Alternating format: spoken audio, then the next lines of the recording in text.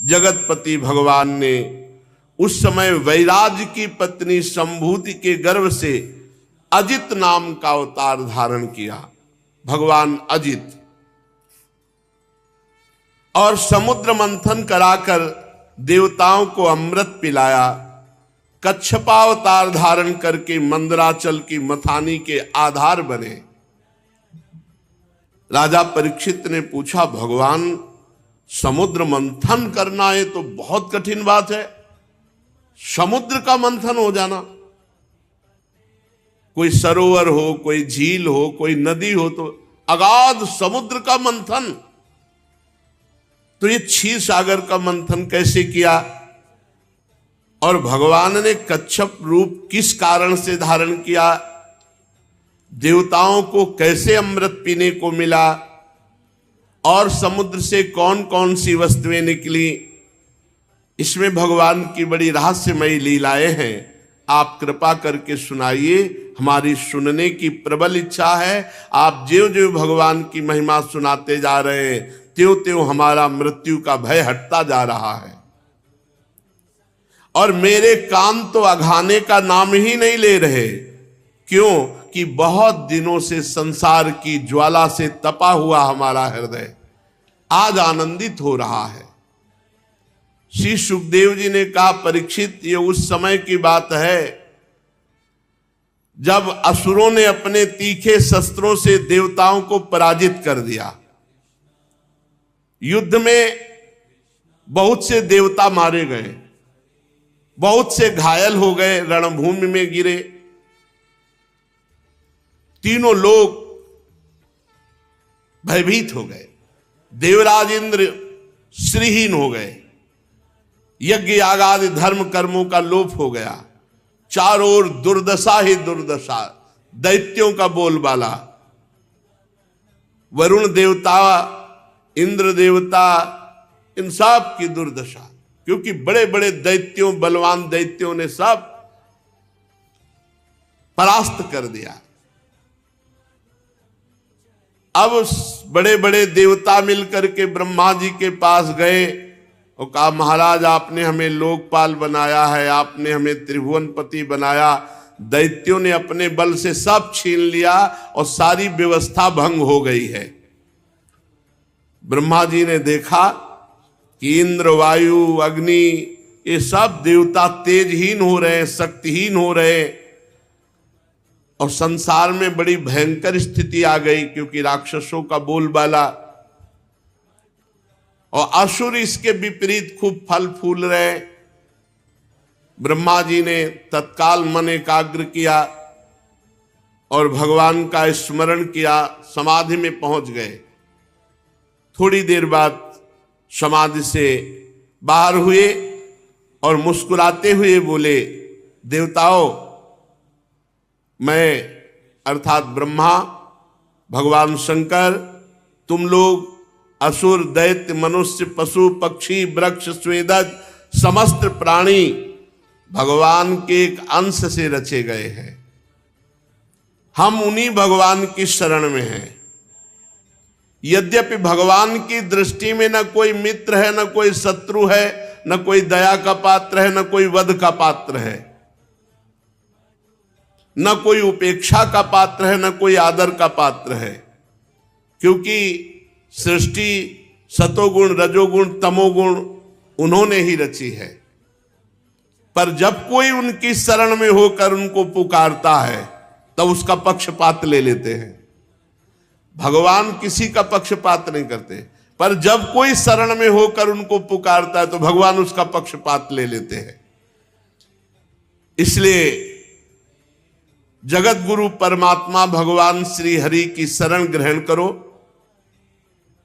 वही हमें उपाय बताएंगे कि दैत्यों से कैसे जीतेंगे। भगवान ब्रह्मा जी देवताओं को साथ लेकर भगवान अजित के निज धाम वैकुंठ लोक में गए। वहां जाने पर कुछ नहीं दिखाई दिया। वैकुंठ में जाने पर कुछ नहीं दिखाई दिया किसी भी देवता को। तब ब्रह्मा जी ने स्तुति की। वैकुंठ में पहुंचने पर भी कुछ नहीं दिखाई दिया। जैसे वृंदावन आने पर भी आप क्या देख पा रहे हैं, यहां दिव्य लीला हो रही। ब्रह्मा जी ने स्तुति की। अविक्रियम सत्यम अनंतमाद्यम गुहाशयम निष्कल मप्रतर्कम मनोग्रयानम वचसा निरुक्तम नमामहे देववरम वरेण्यम। हे निर्विकार परमात्मा, हे सत्य भगवान, हे अनंत भगवान, हे आदि पुरुष, हे सबके हृदय में अंतर्यामी रूप से विराजमान अखंड अतर्क, आपको नमस्कार है। मन जहां जहां जाता है, ये साधक के लिए बहुत बढ़िया बात है, पकड़ ले। मन जहां जहां जाता है उसी उसी रूप में वहां आप पहले से ही विद्यमान हैं।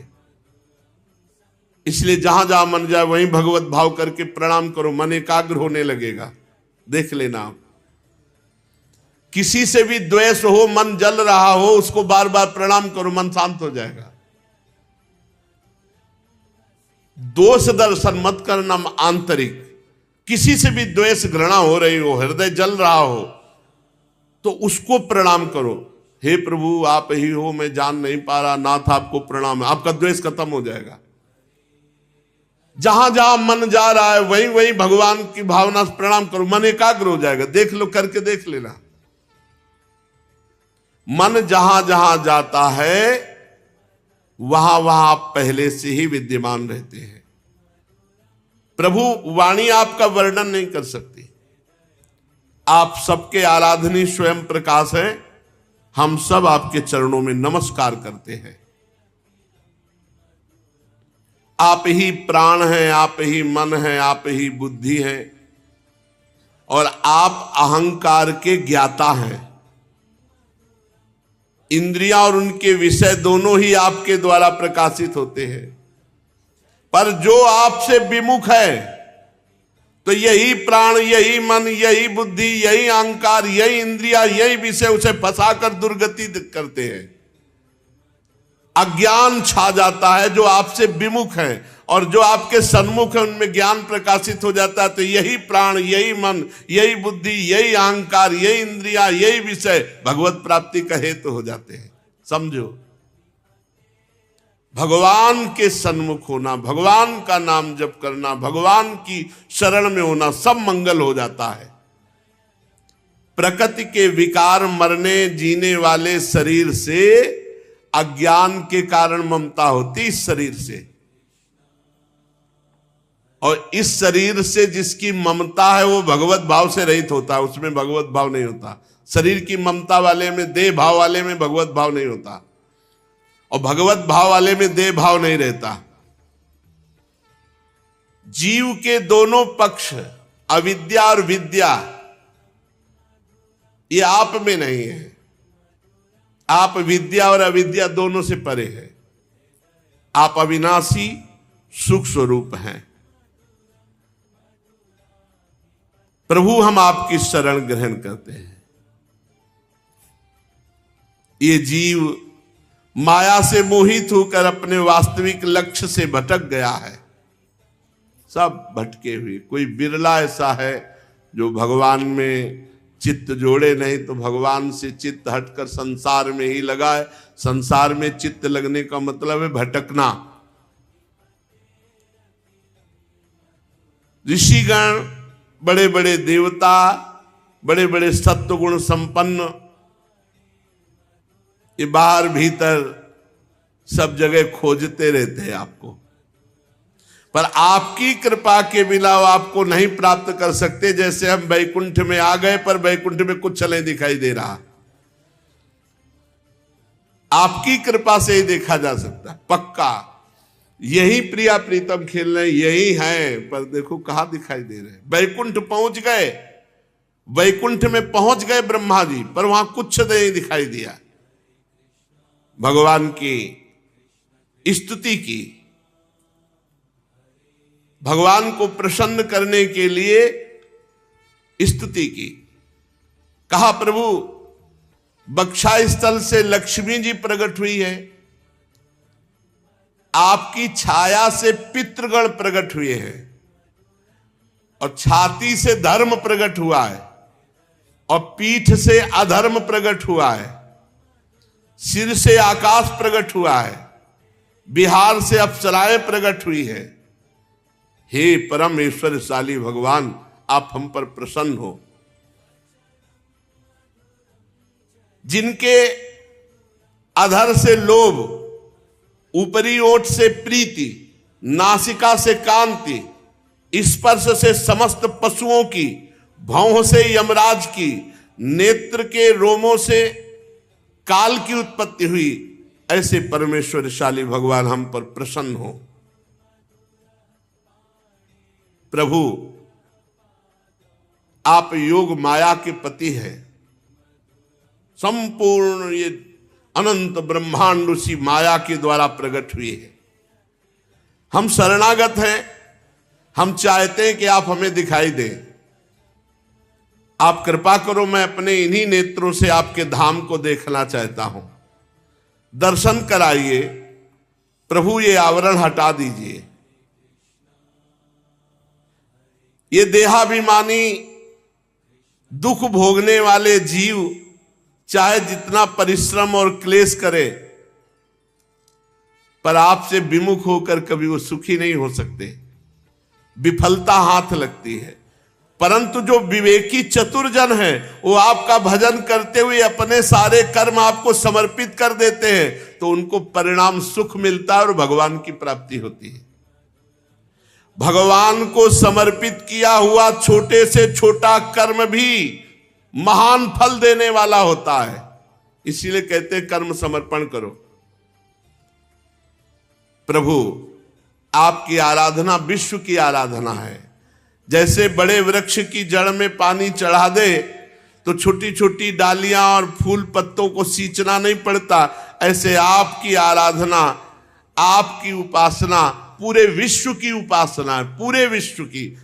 इसीलिए प्रिया प्रीतम की उपासना करने वाले को कल एक उपासक जो भगवान शंकर और पंच देवताओं की आराधना अभी तक करते थे, सत्संग सुना तो प्रिया प्रीतम की उपासना करने लगे। तो वो कल बहुत संकट में थे कि हम डर रहे हैं कि कहीं गणेश जी नाराज ना हो जाएं, कहीं भगवान शंकर नाराज ना हो जाएं, क्योंकि पहले उनकी आराधना करते थे, अब प्रिया प्रीतम की आराधना करते हैं।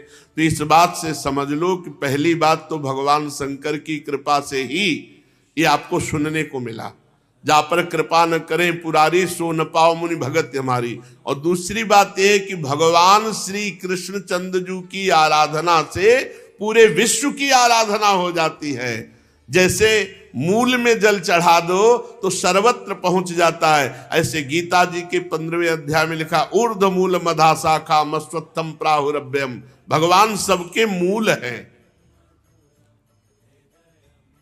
देखो देखो कैसी सुंदर बात कही।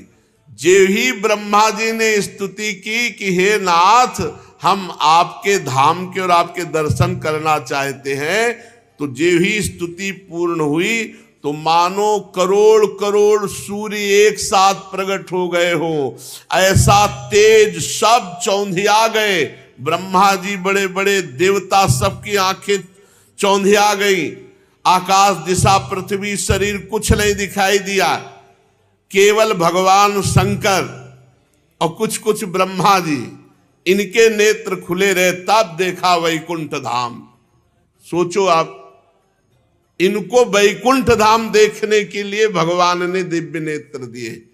और ये तो वृंदावन धाम है, प्रेम धाम।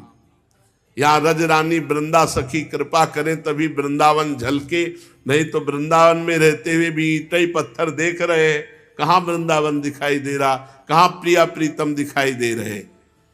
फिर देखा कि वैकुंठ धाम में मरकतमणि के समान स्वच्छ श्यामल शरीर, कमल के भीतरी भाग के समान सुकुमार, नेत्रों में लाल लाल डोरियां, चमकते हुए सुनहले रंग का रेशमी पीतांबर, सर्वांग सुंदर, शरीर के रोम रोम में प्रसन्नता फूट पड़ रही है। धनुष के समान टेढ़ी भौहें, बड़ा ही सुंदर मुख, सिर पर महामणिमय किरीट, भुजाओं में बाजूबंद, कानों में झलकते हुए कुंडलों की चमक पड़ने से कपोल और भी सुंदर दमक रहे हैं। मुख कमल खिला हुआ, कमर में करधनी की लड़ियां, हाथों में कंगन, गले में हार और चरणों में नूपुर शोभायमान थे। वक्षा स्थल पर श्रीवत्स चिन्ह, गले में कौस्तुभ मणि बनमाला ये धारण किए हुए थे। भगवान के निज पार्षद सुदर्शन चक्र आदि ये मूर्तिमान होकर सेवा कर रहे थे। सभी देवता पृथ्वी पर गिरकर साष्टांग दंडवत किया। फिर भगवान शंकर और ब्रह्मा जी हाथ जोड़ करके बोले, हे प्रभु, जन्म, स्थिति और प्रलय ये आपसे ही होते हैं, पर आप इनसे संबंध नहीं रखते। जो प्राकृत गुणों से रहित मोक्ष स्वरूप परमानंद के महान समुद्र हैं, सूक्ष्म से भी सूक्ष्म है, जिनका स्वरूप अनंत है, ऐसे ईश्वरशाली प्रभु हम लोग बार बार आपको नमस्कार करते हैं। हे पुरुषोत्तम, अपना कल्याण चाहने वाले साधक को वेदोक्त एवं पांचरात्रोक्त विधि से आपके स्वरूप की उपासना करनी चाहिए। प्रभु, विश्वमय स्वरूप में आप व्याप्त है, पर आपकी कृपा के बिना कोई नहीं देख सकता। जैसे हम बैकुंठ में पहुंच गए, पर आपकी कृपा के बिना ना बैकुंठ देख पाए और ना आपको। परम स्वतंत्र, आदि मध्य अंत रहित और आदि मध्य अंत युक्त इस माया से इस संसार की रचना करते हैं। इसलिए विवेकी पुरुष शास्त्र ज्ञान और सावधानी पूर्वक मन को एकाग्र करके इस संसार की भीड़ में आपको ढूंढ लेते हैं, आपको ढूंढ लेते हैं, आपके स्वरूप का साक्षात्कार कर लेते हैं। जैसे मनुष्य युक्ति द्वारा लकड़ी से आग प्रकट कर लेता है, युक्ति द्वारा गौ से दूध और दूध से घी, युक्ति द्वारा पृथ्वी से अन्न और जल, युक्ति द्वारा आजीविका, युक्ति द्वारा, वैसे ही भक्ति योग ज्ञान योग के द्वारा युक्तियों से आपको इसी संसार में प्राप्त कर लिया जाता है। यही है आप। जैसे दूध में घी है, पर युक्ति के द्वारा दूध उबालो, दही जमाओ, दही मंथन करो, मक्खन निकालो, फिर घी निकल आएगा। ऐसे ही भगवान है इस समस्त संसार में। साधना करो, खूब नाम जप करो, संत महापुरुषों का संग करो, उनकी कृपा प्रसाद से बुद्धि शुद्ध होगी। यही सब में देखो, गोस्वामी तुलसीदास जी को दर्शन हो रहा, सी राम मैं सब जग जानी। गोपी जनों को दर्शन हो रहा, जित देखूं तित श्याममयी। जिस प्रकार जंगल में लगी हुई आग से झुलसता हुआ हाथी भागे और गंगा की धारा में आकर शांति का अनुभव करे, ऐसे ही इस संसार के भोगों से जला हुआ जीव जब आपकी लीला कथा में आकर के बड़ा आनंद, जैसे जंगल में लगी हुई आग के दावानल से झुलसा हुआ हाथी गंगा की धारा में आके खड़ा हो जाए, एकदम शीतल, ऐसे संसार के भोगों से जला हुआ जीव जब भगवान की कथा में बैठता है तो बड़ी शीतलता मिलती है, इंद्रियों को बड़ा सुख मिलता है। अगर वो साधक है तो चैतन्य होकर भगवान के चिंतन में डूबेगा, और अगर विषयी है तो सो जाएगा, उसकी इंद्रियां तमोगुण में लीन हो जाएंगी। प्रभु, हम आपके चरणों की शरण में हैं। मैं, ब्रह्मा, भगवान शंकर, अन्य देवता, ऋषि, दक्ष प्रजापति, ये आप ज्वाला की चिंगारी हैं। प्रभु, आप आदेश दीजिए कि इस समय जगत का मंगल कैसे होगा। ब्रह्मा आदि देवताओं ने जब इस प्रकार भगवान से विनय की तो भगवान समस्त देवता और जगत का मंगल करने के लिए बोले, ब्रह्मा, महादेव और देवताओं, तुम लोग सावधान होकर सुनो, तुम्हारे कल्याण का उपाय जो हमने निश्चित किया है। इस समय असुरों पर काल की कृपा है, इसलिए तुम विजय नहीं प्राप्त कर सकते। काल असुरों के अधीन है। अब राजनीति कहती है, प्रीति नीति अलग होती है, राजनीति अलग होती है। राजनीति कहती है कि तुम असुरों के पास जाओ और हाथ जोड़ो और उनसे दोस्ती करो, संधि करो।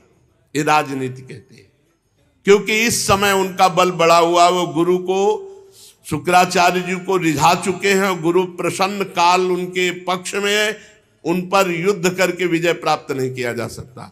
जाओ, हाथ जोड़ो, उनके सामने झुक कर जाओ और उनसे संधि करो, ये नीति कहती है। प्रीति में अलग होता है, नीति में अलग होता है। जब विभीषण जी आए तो भगवान ने राजनीति की रक्षा करने के लिए सुग्रीव से पूछा कि क्या किया जाए, ये विभीषण आया है। उन्होंने कहा, प्रभु उत्तम बात तो यह है कि तत्काल इसको बांध लिया जाए, क्योंकि ये रावण का भाई है और मुझे तो ऐसा लगता है कि ये भेद लेन पठवा 10 सीसा राखी बांध, इसको बांध दिया जाए, ये भेद लेने आया है। तो भगवान ने जो कहा, सखा नीति तुम नीक विचारी, नीति तो बढ़िया कही लेकिन प्रीति रीति के खिलाफ है। मम पण शरणागत भयहारी, ये मेरी शरण में आया है। अगर ये तुम्हारी नीति के अनुसार, बढ़िया कही तुमने नीति, अगर ये नीति मान भी ली जाए कि ये हमारे बल का रहस्य जानने आया है, तो ये क्या जान पाएगा।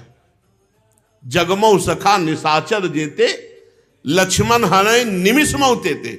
केवल लंका में नहीं, पूरे विश्व ब्रह्मांड में जितने निशाचर पलक झपकते लक्ष्मण जी मार देंगे। ये क्या जान पाएगा हमारे बल को। और जो सभी तावा सरनाई, तो रखियो ताई प्राण किनाई। जाओ उभय भांति ते लाओ, उभय भांति दोनों तरह। अगर ये भेद लेने आया तो भी सम्मान से लाओ, और शरणागत आया तो रखियो ताई प्राण किनाई।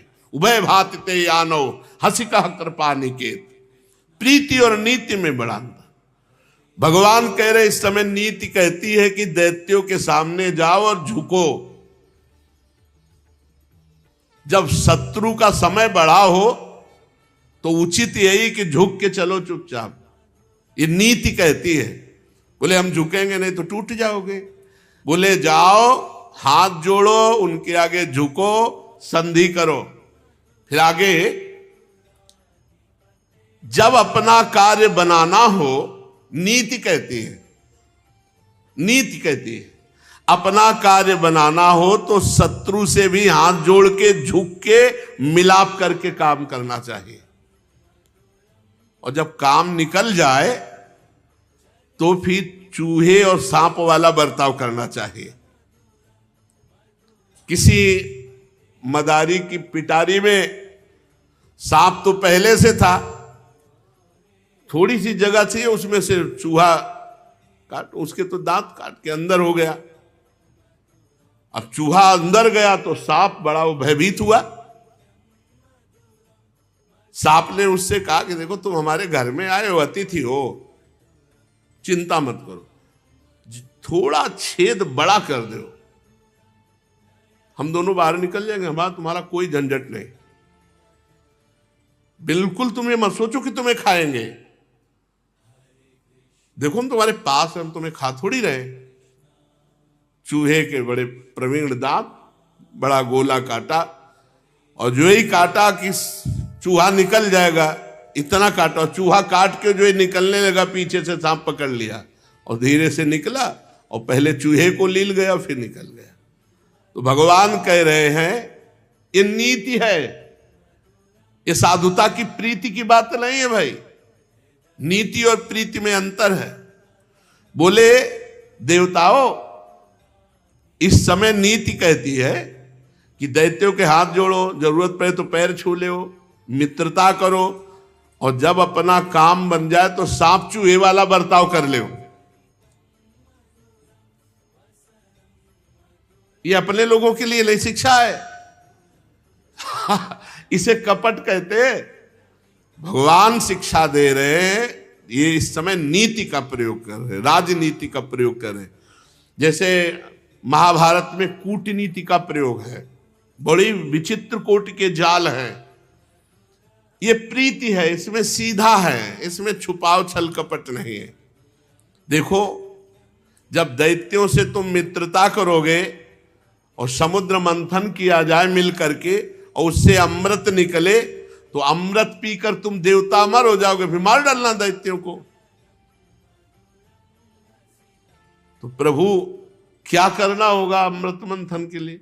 बोले क्षीर सागर में पहले लताएं, औषधियां, ये हम सब बताएंगे। वो लताएं, वो औषधियां सब डालो, मंदराचल की मथानी, वासुकी नाग की रस्सी, और मेरी सहायता से समुद्र मंथन करो। चलो, आलस्य प्रमाद का त्याग करो। देवताओं, विश्वास रखो, जिसके पक्ष में मैं होता हूं फल उसे मिलता है, और जो मेरे से विमुख होता है उसे श्रम क्लेश यही हाथ लगता है। असुर लोग जो जो शर्त चाहे वो शर्त स्वीकार कर लेना, शांत रहना, क्रोध मत करना, हाथ जोड़ना, झुक के रहना। भगवान ने काम बनाना हो तो शत्रु के सामने ऐसे झुक के रहो, भगवान ने आदेश किया। देखो, सबसे पहले समुद्र मंथन में कालकूट विष निकलेगा, तुम घबराना नहीं। समुद्र में और भी वस्तुएं निकलेंगी, लोभ मत करना, मैं जिसको इशारा करूं वही लेगा। और वो वस्तु ना मिले तो क्रोध मत करना, झगड़ा बीच में मत शुरू कर देना, नहीं मारे जाओगे जब तक अमृत ना निकले। भगवान ने पक्का देवताओं को किया। अब देवाधिदेव भगवान श्री हरि का आदेश, और उसी समय बैकुंठ और बैकुंठनाथ सब अंतर्ध्यान हो गए, फिर दृष्टि में नहीं आए। ये बात समझो, भगवान का ये दिव्य धाम है वृंदावन धाम, ये महापुरुषों के सामने प्रकट हुआ है। अगर हम उसी पद्धति से चलेंगे तो हमारे को भी प्राप्त होगा। और नहीं, प्रगट वृंदावन पकड़े रहो, ये पहुंचा देगा दिव्य वृंदावन। प्रगट वृंदावन को पकड़े रहो, ये दिव्य वृंदावन में पहुंचा देगा। उसी समय अंतर्ध्यान हो गए सब जो थे, उसी दिशा को प्रणाम किया जिधर श्री भगवान वैकुंठनाथ। कौन उनकी लीला को समझ सके? ब्रह्मा शंकर आज बार बार उधर नमस्कार किए और अपने लोकों को चले गए। अब देवताओं के साथ देवराज इंद्र बिना अस्त्र शस्त्र के बलि जी की सभा में जब देखा दैत्य सेनापतियों ने कि बिना अस्त्र शस्त्र के वो हाथ जोड़े आ रहे हैं, तो एकदम सब खड़े हो गए और बंदी बनाने के लिए। लेकिन दैत्यराज बलि सबको रोक दिए कि पहले देख रहे हो कोई अस्त्र शस्त्र नहीं, हाथ जोड़े नम्रता से, तो बंधन में डालने की आवश्यकता क्या, बात करते हैं। उन्होंने दैत्यों को रोक दिया। देवता इंद्र के साथ बलि के समीप पहुंचे। तीनों लोकों के स्वामी बलि असुर सेनापतियों से सुरक्षित सिंहासन पर बैठे थे। नीचे खड़े होकर देवराज इंद्र, यद्यपि बहुत बुरा लग रहा था क्योंकि ये भी त्रिभुवनपति छीन लिया उनका सिंहासन, पर भगवान ने सिखाया था कि मीठे मीठे वचन हाथ जोड़ के देवराज इंद्र बड़ी मधुर वाणी से बोले कि हम दोनों मिल जाते हैं और मिल करके समुद्र मंथन करते हैं, उसमें बड़ी बड़ी दिव्य वस्तुएं निकलेंगी और अमृत निकलेगा, फिर अमृत बांट कर पी लेंगे।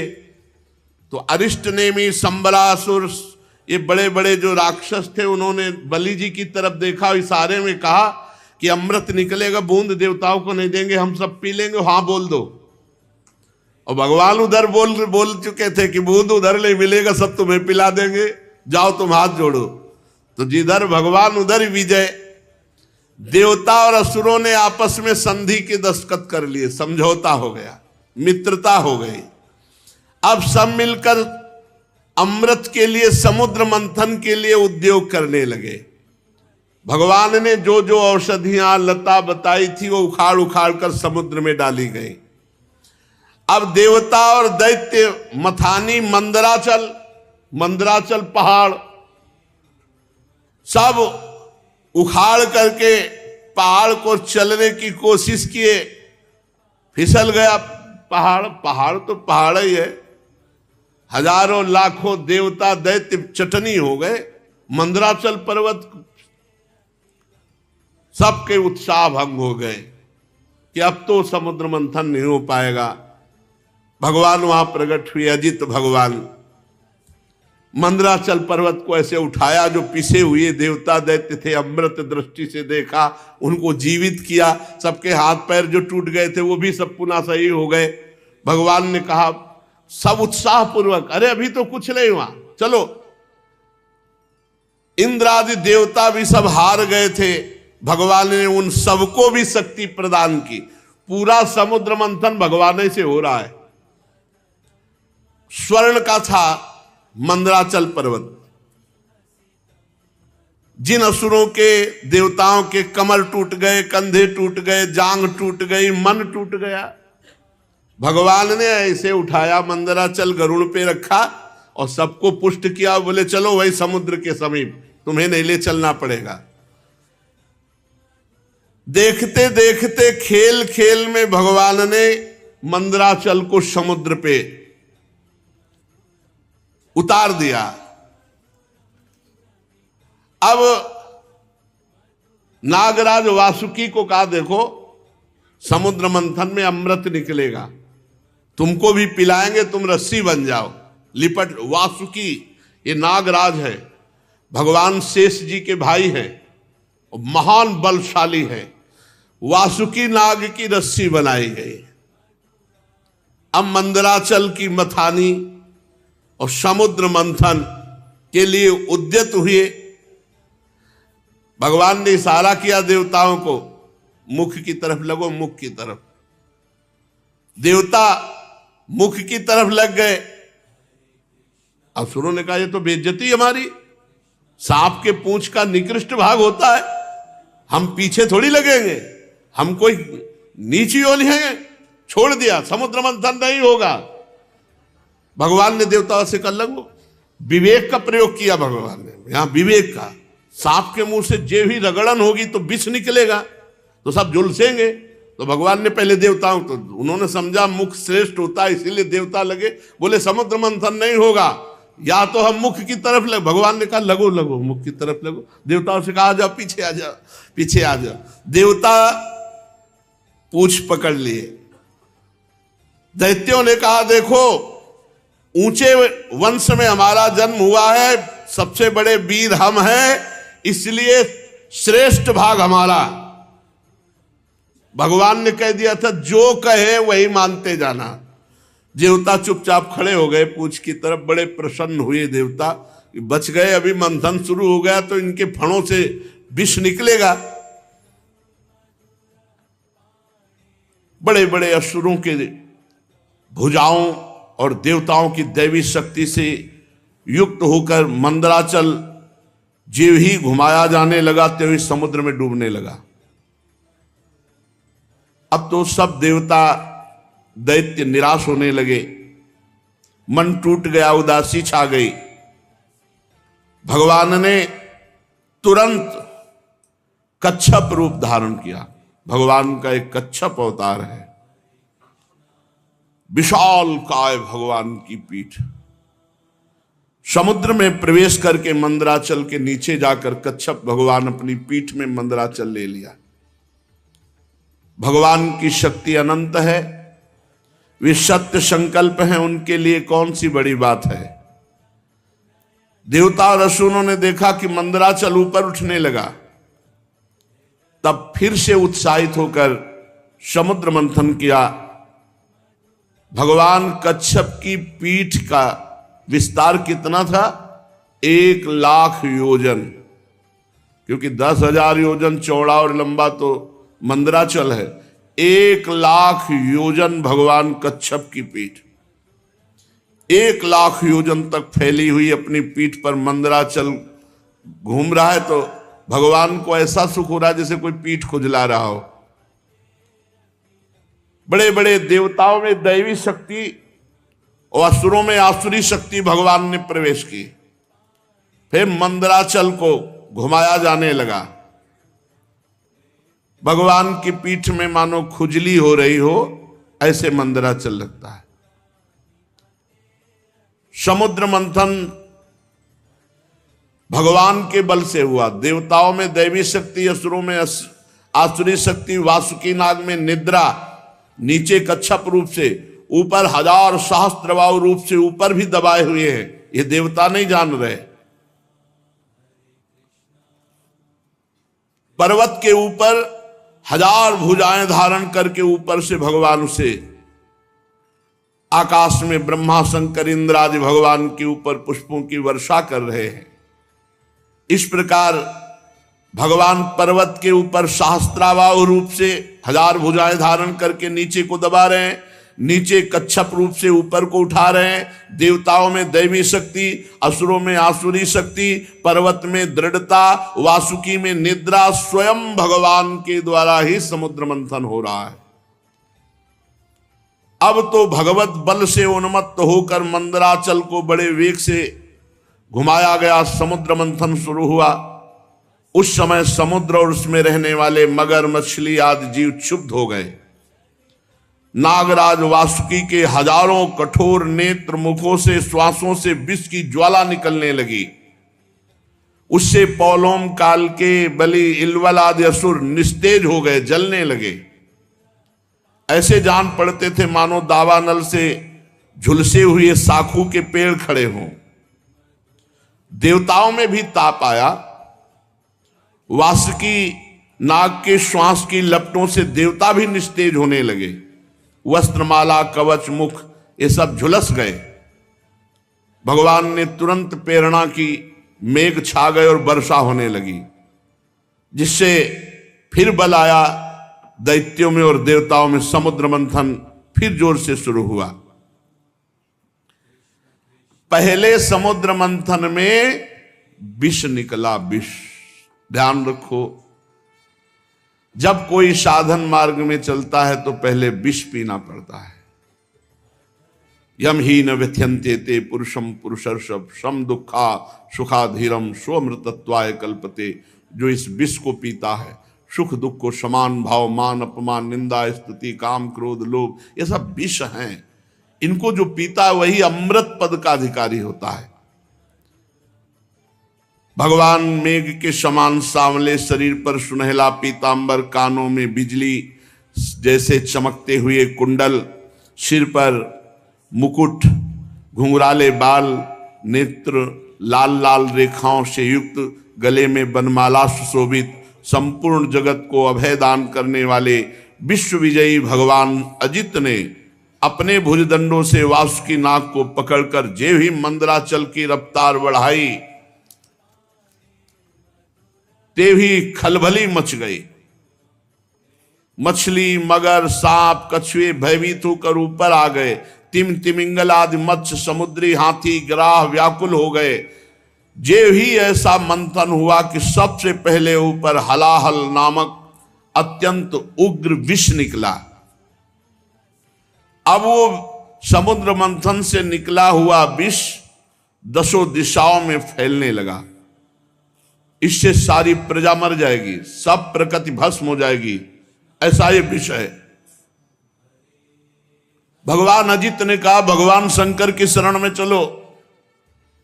पहले निकले हुए इस हलाहल नामक विष से भगवान सांब सदाशिव ही बचाएंगे।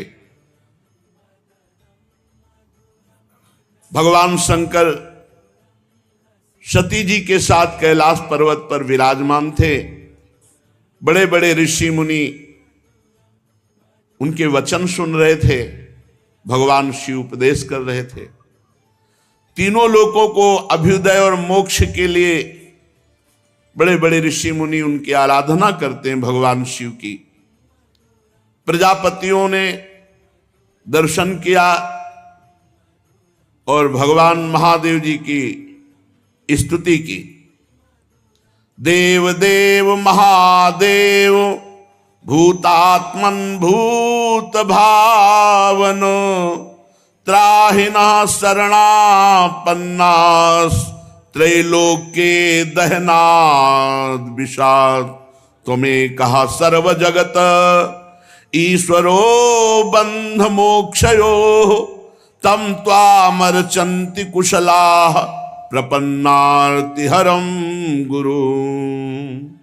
हे जगत गुरु, हे देवाधिदेव, हे समस्त प्राणियों की आत्मा और जीवन दाता, हम सब लोकपाल आपकी शरण में आए हैं। समुद्र मंथन में त्रिलोकी को भस्म करने वाला हलाहल उग्र विष प्रकट हुआ है, उससे आप हमारी रक्षा कीजिए। सारे जगत को बांधने और मोक्ष मुक्त करने में एकमात्र आप समर्थ ईश्वर हैं। इसलिए हे भगवान शिव, विवेकी पुरुष आपकी आराधना करते हैं, क्योंकि आप शरणागत की पीड़ा नष्ट करने वाले एवं जगत गुरु हैं। प्रभु, अपनी गुणमयी शक्ति से इस जगत की सृष्टि, स्थिति, प्रलय ये आप करते हैं, पर आप एक रस रहते हैं। जितने भी देवता, मनुष्य, पशु, पक्षी, सत असत चराचर प्राणी हैं, सबके जीवन दाता देवाधिदेव आप ही हैं। आपके अतिरिक्त सृष्टि भी और कुछ नहीं, क्योंकि आप सबकी आत्मा हैं। हे सर्वदेव स्वरूप, आपका मुख अग्नि है। तीनों लोकों के अभ्युदय करने के लिए हे शंकर, ये पृथ्वी आपका चरण कमल है। आप अखिल देव स्वरूप हैं। ये काल आपकी गति है, दिशाएं कान हैं, वरुण रसेंद्री हैं, आकाश नाभ है, वायु श्वास है, सूर्य नेत्र है, जल वीर है। आपका अहंकार नीचे ऊंचे सभी जीवों का आश्रय है। चंद्रमा मन है, प्रभु स्वर्ग आपका सिर है। वेद स्वरूप भगवान समुद्र आपकी कोख है, पर्वत हड्डियां हैं, सब प्रकार की औषधियां घास आपके रोम हैं, गायत्री आदि छंद आपकी सातों धातुएं हैं, और सभी प्रकार के धर्म आपके हृदय हैं। हे स्वामिन, सद्योजात आदि 5 उपनिषद ही आपके तत्पुरुष अघोर, सद्योजात, वामदेव, ईशान नामक 5 मुख हैं। प्रभु, इस कार्य कारण जगत से परे, माया से परे आप हैं। आपकी महिमा को ब्रह्मादि भी जानने में समर्थ नहीं। हम लोग तो केवल आपके इस लीला बिहारी शिव रूप को देख रहे हैं, आपके परम स्वरूप को हम नहीं जानते। हे महेश्वर, यदि आपकी लीलाएं अव्यक्त हैं, फिर भी संसार कल्याण करने के लिए परम कारण स्वरूप आप लीला करते हैं। प्रभु, आप प्रजा बड़े संकट में है, इस हलाल विष का कुछ इंतजाम कीजिए। भगवान शिव ने कहा सती जी से, देवी, ये बड़े खेद की बात है कि समुद्र मंथन से कालकूट विष निकला और प्रजा बड़ी दुखी है। इसलिए हमें समस्त प्रजा की रक्षा करनी चाहिए। मेरा कर्तव्य है, ये मेरी शरण में आए हैं, मैं इन्हें निर्भय कर दूं, क्योंकि जिसके पास शक्ति है, सामर्थ्य है, तो आए हुए शरणागत के दुख को मिटाना उसका धर्म बनता है। अगर अपने प्राणों की भी बलि देनी पड़े तो दे देना चाहिए, पर शरणागत को विमुख नहीं जाने देना चाहिए, उसकी रक्षा करनी चाहिए। कल्याणी, ये मोह पास में बंद करके जीव एक दूसरे से वैर की गांठ बांध लेते हैं। ऐसे अज्ञानियों पर जो कृपा करके उन्हें भगवत मार्ग में लगाता है, उनकी रक्षा करता है, उस पर भगवान श्री कृष्ण बहुत प्रसन्न होते हैं। और जब भगवान श्री कृष्ण प्रसन्न हो जाते हैं तो मैं, ब्रह्मा, चराचर जगत उसके ऊपर प्रसन्न हो जाता है। जहां पर कृपा राम की हुई, ता पर कृपा करे सब कोई। इसलिए मैं प्रजा के कल्याण के लिए इस विष को पीऊंगा। विश्व के जीवनदाता देवाधिदेव महादेव भगवान शंकर इस प्रकार सती देवी से कहकर विष को लेने के लिए तैयार हो गए। माताजी बड़ी कृपालु हैं और जानती भगवान शिव के प्रभाव को। उन्होंने अनुमोदन किया, हां प्रभु ऐसा ही करना चाहिए। भगवान शंकर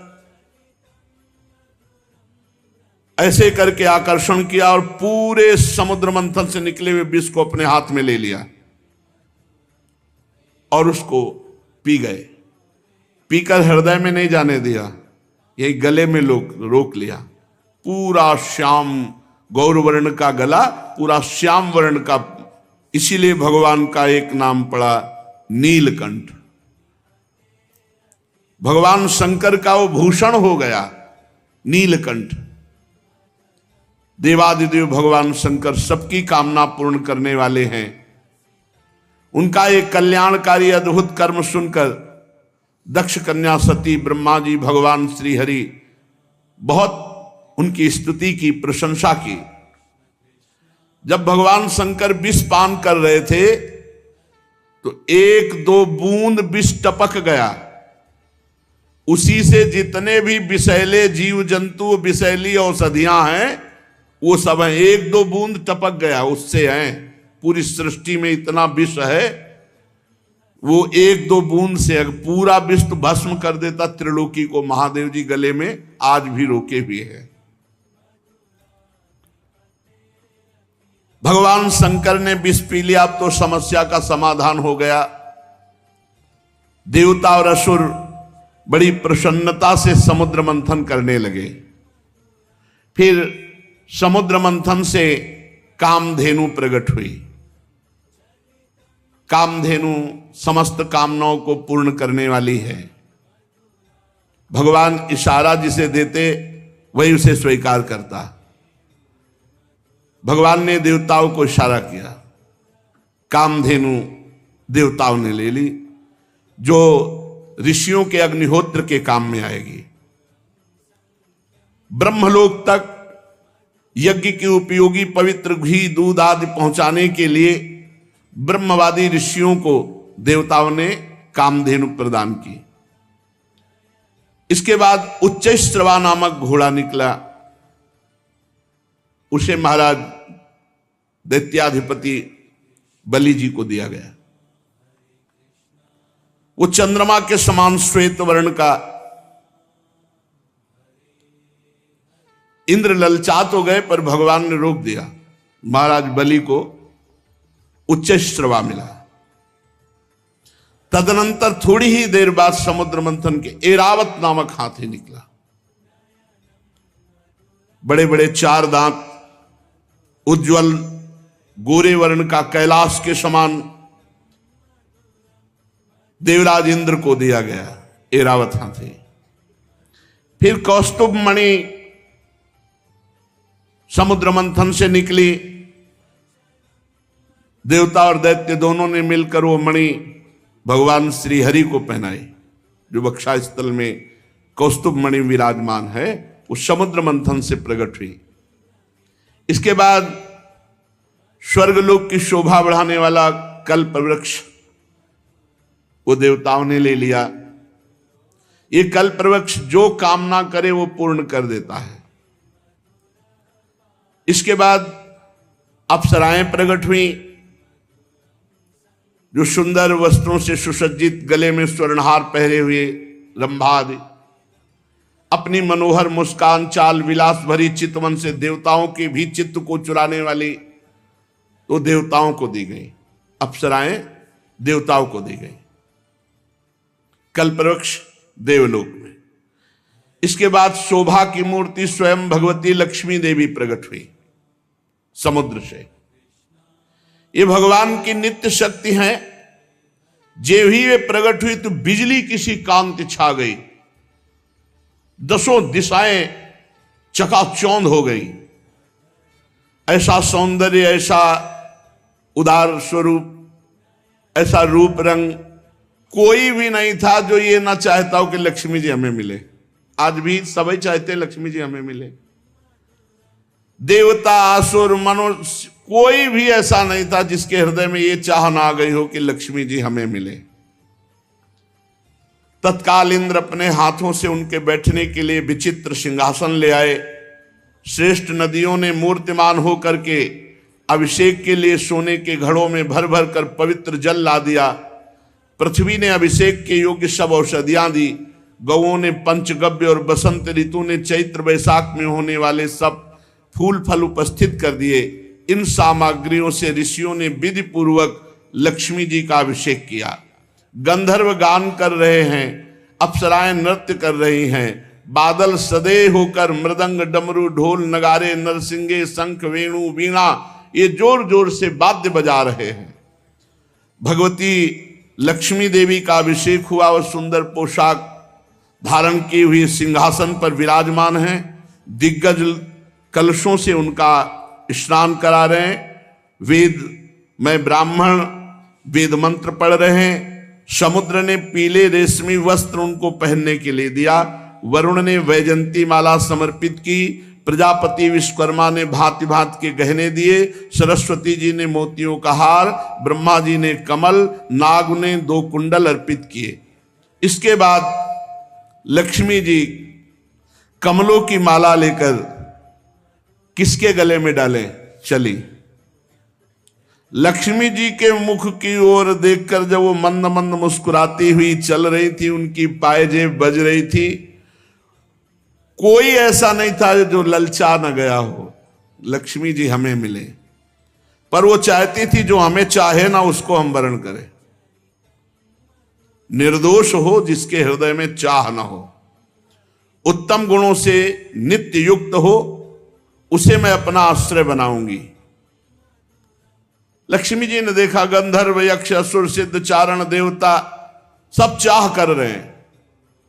किसी को शर्त है, जो चाह ना करता हो, निर्दोष हो, अविनाशी हो, नित्य हो, ये सब भगवान में है।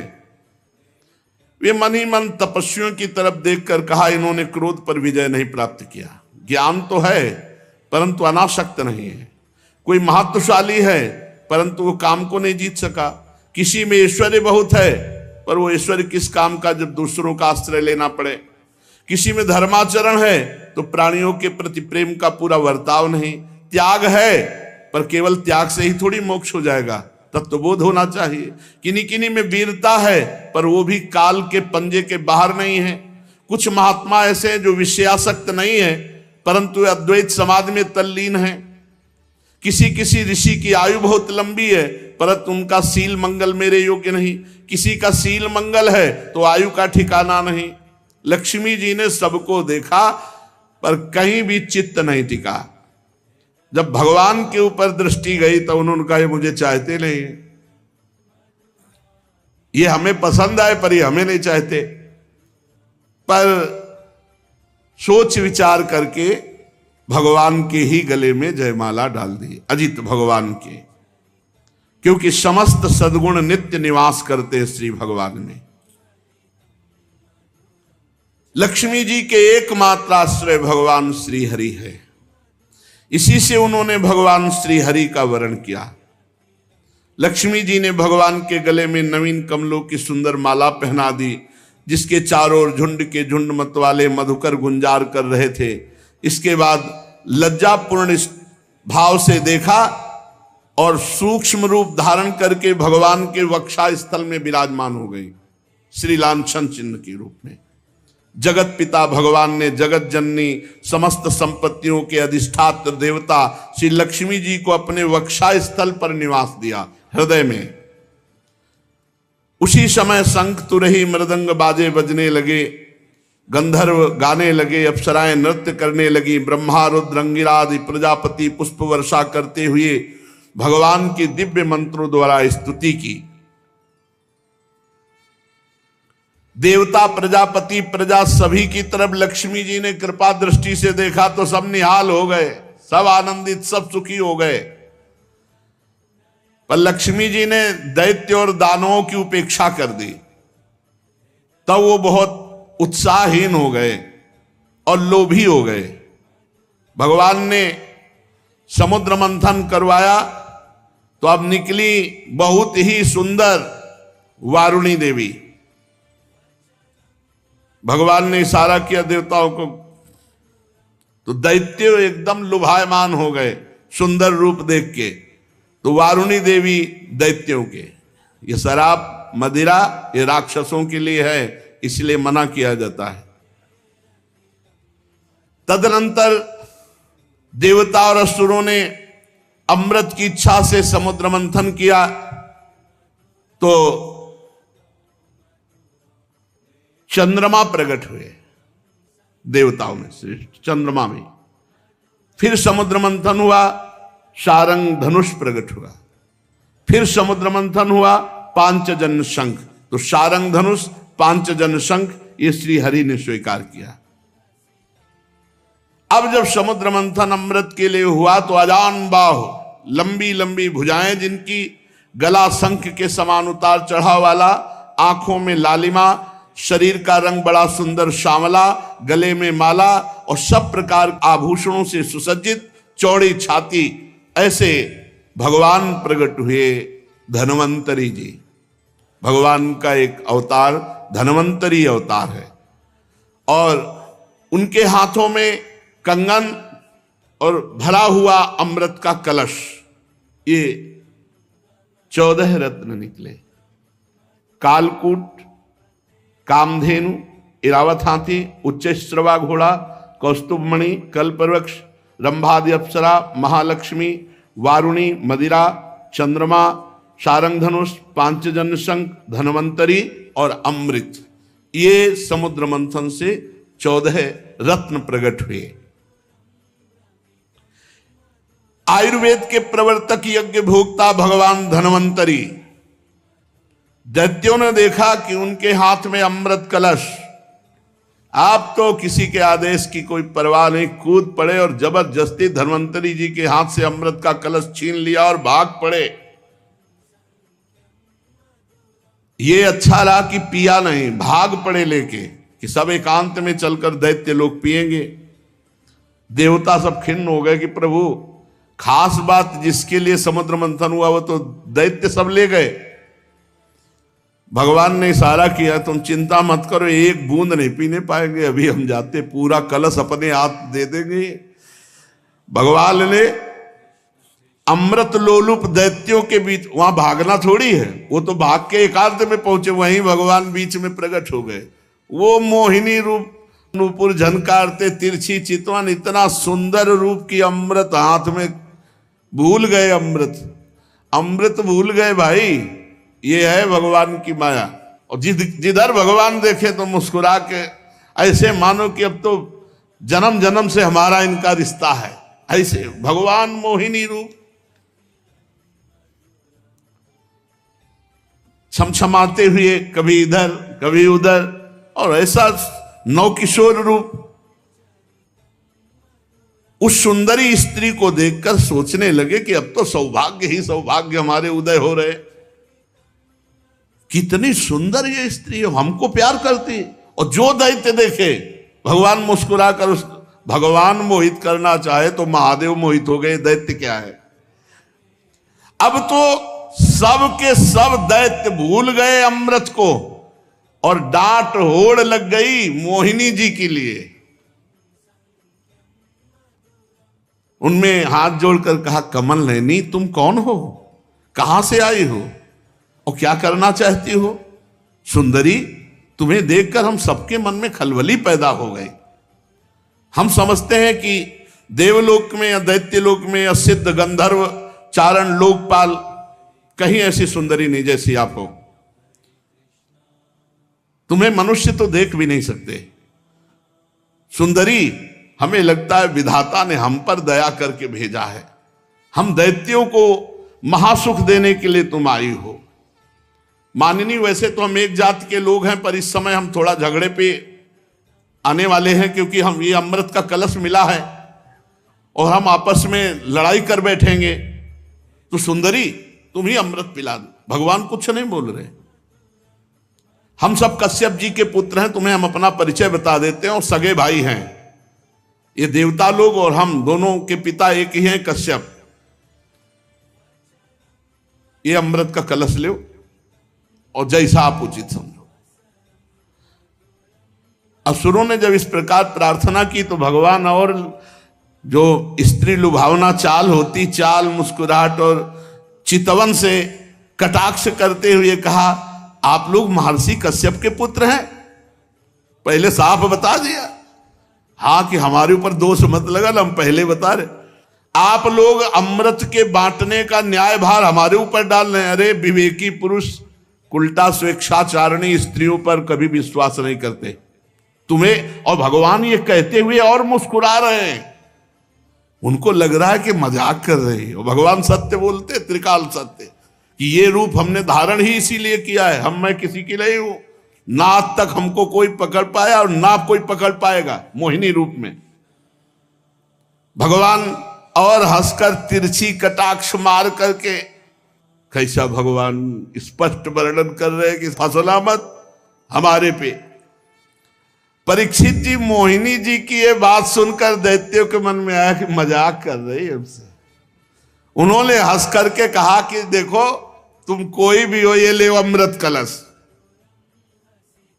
कलश लिया और तिरछी मुस्कान से भगवान ने मुस्कुराते हुए मीठी वाणी में कहा, देखो, यदि इतना विश्वास करते हो तो मैं उचित करूं या अनुचित, बीच में टोकना नहीं। स्वीकार है? और मुस्कुरा दिया, बोले स्वीकार है। बस बोले अमृत बांट दे ले दो, फिर देख पाओगे कि क्या स्वीकार किया है।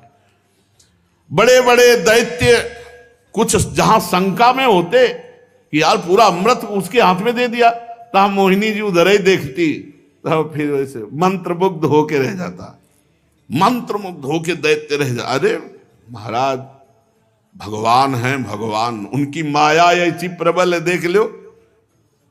लोक लोकांतर फिर वो स्वयं मोहिनी रूप धारण किए।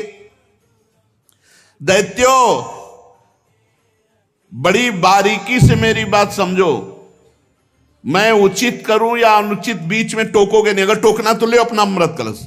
नहीं नहीं नहीं, और मुस्कुराते जा रहे हैं। मुस्कुराहट भगवान की माया का प्रादुर्भाव हुआ है मुस्कुराहट से। सब दैत्यों ने कह दिया स्वीकार है। भगवान ने कहा, हम भी स्वीकृत हैं, आपकी हैं। इसका कारण दैत्य मोहिनी स्वरूप के मूल को नहीं समझ पा रहे, और देवता जान रहे, इसलिए मोहित नहीं हो रहे। एक भी देवता मोहित नहीं हुआ मोहिनी रूप में, क्योंकि जान रहे हमारे भगवान है। तो देखो, अमृत ऐसे नहीं मिलता। सब लोग पहले नहा के आओ, स्नान करो और पूजन करो, स्वस्थवाचन कराओ, तब अमृत मिलेगा। सब नए नए कपड़ा पहन करके और कुशासन पर बैठो, और सबका हिस्सा पूर्व की तरफ कुश का हो। अब देवता दैत्य फटाफट स्नान करके, भगवान ने इशारा किया देवताओं को कि नहाओ कम, जल्दी नए कपड़ा पहन के बैठ जाओ आके। और दैत्यों से कहा पूरा स्नान सब। और भगवान नूपुर की झनकार करते हुए देवताओं की तरफ नहीं, दैत्यों की तरफ, किसी के भी ज्ञान का स्फुरण न होने पावे, सबको मंत्र मुग्ध किए। मोहिनी जी ने मुस्कान भरी चितवन से सब दैत्यों की तरफ कलश लेके निकली, बूंद नहीं पिलाया। आ रही हैं अभी। अब दैत्य तो इतना खुश हैं कि मोहिनी जी मिल गई। ये सुधरते हैं तो प्रियाजू के सामने ही सुधरते हैं। कर जो पीक दाली लिए खड़े याद, जो निकुंज बड़े सीधे, नहीं तो बड़े टेढ़े महाराज। ये बहुत टेढ़े हैं, इनको अब ये अगर सीधे कहीं मिलते हैं ना, तो प्रियाजू के सामने यहाँ वृंदावन में भोले भाले एकदम सीधे, एकदम महाराज जगत पिता भगवान हैं और वो मोहित कर रहे हैं। अब असुरों ने दृढ़ विश्वास करके भगवान के हाथ में अमृत कलश है, और भगवान बांटने के लिए पहले दैत्यों के सामने से निकले, पर वहां कुछ और बांट रहे हैं। मुस्कान, चितवन, देवता पूर्ण विश्वास किए हुए कि मैं भगवान की शरण में हूं, भगवान परम मंगल करेंगे। दैत्यों की तरफ से आ रहे भगवान, और उल्टा बैठाला, तुम इधर तुम इधर। एक दूसरे की तरफ पीछे मुड़कर नहीं देखेगा। अलग अलग पंक्ति कतार बांधकर दल में बैठाल दिया, एक दूसरे की पीठ की तरफ। दैत्यों के पास से ऐसे गए मुस्कुराते हुए, और ये अमृत वो है जिसमें बुढ़ापा नहीं आता, कोई रोग नहीं होता, कोई शोक नहीं होता। अरे देवताओं को, पर वो भी भयभीत रहते हैं। और भगवान नाम रूपी जो अमृत पी ले तो भवरोग से मुक्त होकर देवलोक भी, जो जहां छोटा पड़ जाए, ऐसा आनंद देवलोक में क्या आनंद है। वहां तो पुण्य क्षीणे मृत्यु लोके विसंति, भगवत धाम नामामृत राधा नाम सुधारसम। इसलिए लुभायमान मत होना इस अमृत से कि बुढ़ापा ना आएगा। या नहीं, मरने के लिए देवता भी तैयार हैं, मरना पड़ेगा उनको भी, क्योंकि जब प्रलय होती है तो ब्रह्मलोक तक समिट जाता है। परीक्षित असुर उमंग तो रहे थे, तो समझा कि जैसे हमारे आगे से कलश लेके निकल गए, ऐसे देवताओं के आगे से निकल के फिर शुरू हमारी तरफ से करेंगे। और पीठ की तरफ थे देवता, और वो इस पर विश्वास कर रहे थे कि मोहिनी तो हमसे सबसे ज्यादा प्यार करती है। भगवान ऐसा दर्शन कराए, और विश्वास करके चुपचाप बैठे रहे। मोहिनी जी में इतना प्रेम था दैत्यों का कि किसी की हिम्मत नहीं हुई कि टोक दे। भगवान ने देवताओं को इशारा किया, बिल्कुल लाइनबद्ध सब। एक दो तो हल्के से देखने की कोशिश पर भगवान मुस्कुरा के तिरछी दृष्टि भगवान की दैत्यों की तरफ, फिर वो शांत हो गए कि यार नाराज ना हो जाए मोहिनी जी। अब मोहिनी जी सबको अपने नेत्रों की दृष्टि में बांधे हुए और देवताओं को अमृत पिलाते चले जा रहे हैं।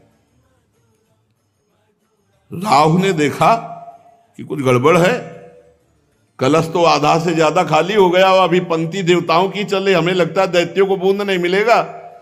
तत्काल चंद्रमा और सूर्य के बीच में, वो तो पीठे घुमानी थी, तत्काल घुमाया और अमृत बटी रहा। और भगवान बांटने की तरफ नहीं देख रहे थे, दैत्यों की तरफ देख रहे थे। चंद्रमा और सूर्य ने कहा प्रभु राक्षस है, दैत्य है। भगवान ने तुरंत सुदर्शन चक्र के द्वारा, तो केवल ऊपर का अमृत केवल गले तक पहुंच पाया था। आज भी चंद्र ग्रहण और सूर्य ग्रहण उसी से पड़ता है। भगवान ने सुदर्शन चक्र से उसका सिर काट दिया। अमृत का संसर्ग गले से होने से आज भी वो अमर है राहु, परंतु उसका जो धड़ है वो नीचे गिर गया। राहु पर्व के दिन पूर्णिमा और अमावस्या को बैर भाव से बदला लेने के लिए चंद्रमा और सूर्य पर आक्रमण किया करता है। भगवान ने लंबी चाल बढ़ाई, पूरे देवताओं को अमृत पिला दिया, फेंका कलश जहां एक बूंद भी नहीं। अब समस्त दैत्यों के सामने मोहिनी रूप, अरे खत्म मोहिनी रूप देखा, अरे बोले तो हरि ठग लिया, सब अमृत पिला दिया देवताओं को। अब तो सब के सब असुरगण अमृत से वंचित और भारी क्रोध धारण करके भगवान के प्रति कि इसने छल कर दिया। दानों और दैत्यों ने बड़ी मेहनत की थी, फिर भी उन्हें भगवान से विमुख और आसुरी प्रवृत्ति होने के कारण अमृत पीने को नहीं दिया गया कि बिना अमृत पिए तो ऐसा विनाशकारी खेल खेलते हैं, अगर अमृत पी लिए तो फिर तो बहुत ही आतंक मचा देंगे। भगवान ने समुद्र को मथकर अमृत निकाला और अपने शरणागत देवताओं को पिलाया, और फिर देखते देखते गरुड़ पर सवार हुए, जय श्री राधे, चले गए। जब दैत्यों ने देखा कि मेहनत तो हमने भी की, सफलता शत्रुओं को मिली, तब उन्होंने बड़े बड़े अस्त्र शस्त्रों से देवताओं पर आक्रमण कर दिया। अत्यंत भयंकर संग्राम हुआ। देवता और दैत्यों की घमासान लड़ाई, इसी को देवासुर संग्राम कहते हैं। दोनों ही एक दूसरे के प्रबल शत्रु, विविध प्रकार के वाहनों से, विविध प्रकार के अस्त्रों से बहुत समय तक उनका युद्ध होता रहा, लेकिन अब वो जीत नहीं सकते क्योंकि देवता अमृत प्रिय हैं, इनको मरना नहीं है और उनको मरना पड़ेगा। जिसके साथ भगवान है विजय श्री उसी की होती है। देवराज इंद्र ने विजय प्राप्त की भगवान का जो आश्रय लेते हैं। संजय जी से धृतराष्ट्र जी ने पूछा कि संजय, वैसे तुम्हारे विचार से 7 अक्षौणी सेना पांडवों के पास और 11 अक्षौणी हमारे पास है, तो विजय तो वैसे सिद्ध हमारी ही होती है, क्योंकि भीष्मादि महारथी। तुम्हारा विचार क्या कहता है?